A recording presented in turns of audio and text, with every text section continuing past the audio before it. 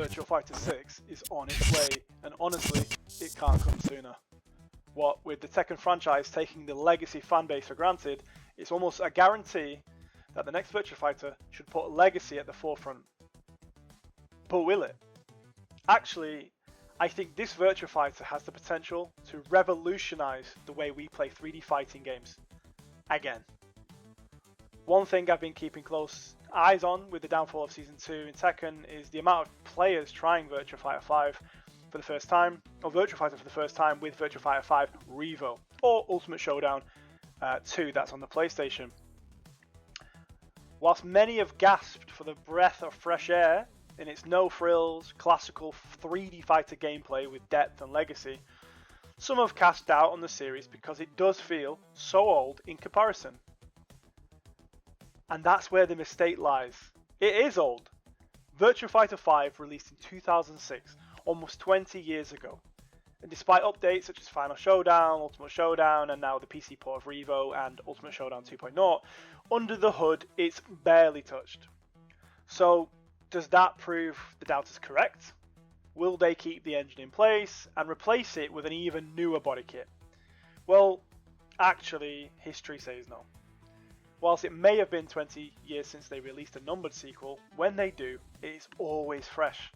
Virtua Fighter was the first fighting game to bring 3D graphics to a formula dominated by Street Fighter-like pixel art. The dodge mechanic became what we fondly know as sidestepping now in practically all 3D fighters since. But I'm not here to give you a history lesson, and I'm not even the best person to do that, given the extensive gallery of players throughout the years who could do so much better than I could. But I'm just letting you know, Virtua Fighter innovates.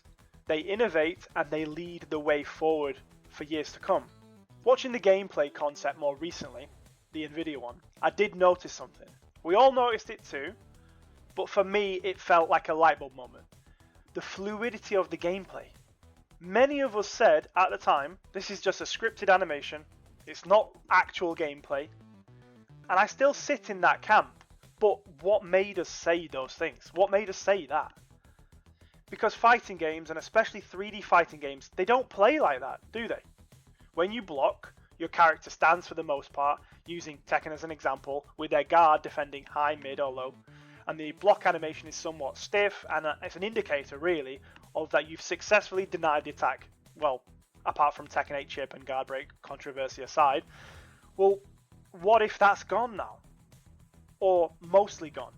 What if RGG have decided that 3D fighting games need an update to the game flow? You see, when watching the gameplay between Akira and the new character Stella, most of the actions seem to flow back and forth without much stopping to block.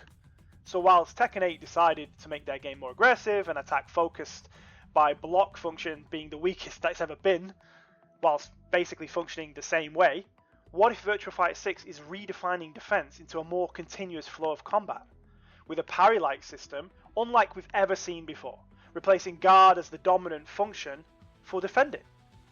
Instead of holding guard, what if the dodge button returns to a new form, with directional input, the method to link defense into attack, providing you guess correctly which type of attack is coming as per the expected unchanged low, mid, high? It sounds crazy to imagine fighting games changing from what we know.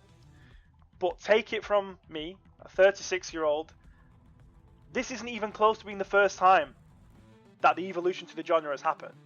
Not even close. But what do you guys think? I'm not an authority on this. I just think it's a high concept that has become synonymous with Virtua Fighter Legacy as a key influencer in the genre.